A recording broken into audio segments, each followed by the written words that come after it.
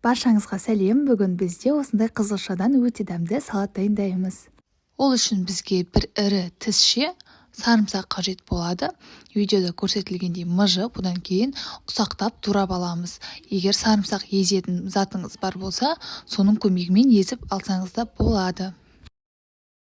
Енді бір пиязымызды алып, теңдей екіге бөлеміз де жарты бөлігін турап қолданатын боламыз. Мен кәдімгі пияз қолдандым. Егер қызыл пияз бар болса, содан қолдансаңыз да болады. Барлығын бір ыдысқа салып қоямыз. Одан кейін осындай корнишоны, яғни тұздалған қиярдың майда түрін пайдаланатын боламыз. Осылай ірі бөліктерге бөліп аламыз. Достар, менің арнамнан өте дәмді, тез дайындалатын, оңай жасалатын сәтті рецептерді таба аласыздар. Тегін мастер-класстары да бар, сол үшін видеоның астындағы подписаться белгісін басып қоюды ұмытпаңыз. Лайк басып пікір қалдыра кетіңіз, достарыңызбен бөлісе отырыңыздар. Барлығын турап алғаннан соң осылай ыдысымызға салып аламыз. Енді піскен екі үлкен қызылшамызды алып, кубиктап турап аламыз. Алдын ала пісіріп дайындап қоямыз.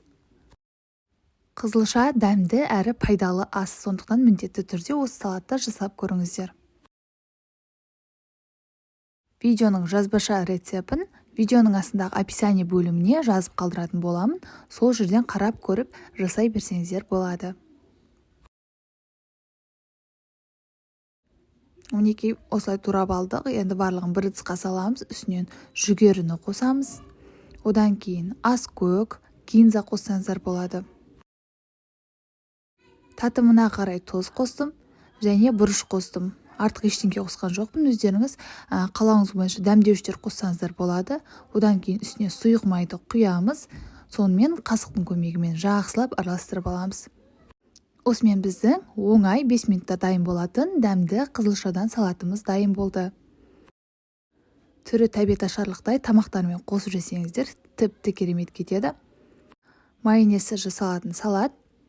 Дайын болған салатымызды ыдысымызға саламыз, сонымен ұсынамыз. Өте дәмді болып шығады. Сіздер жасап көріңіз. Достар, егер видео ұнаса, міндетті түрде лайк басып пікір қалдыра кетіңіздер. Менің арнама тіркеліп қоюды ұмытпаңыз. Астарыңыз дәмді болсын. Келесі видеода кездескенше.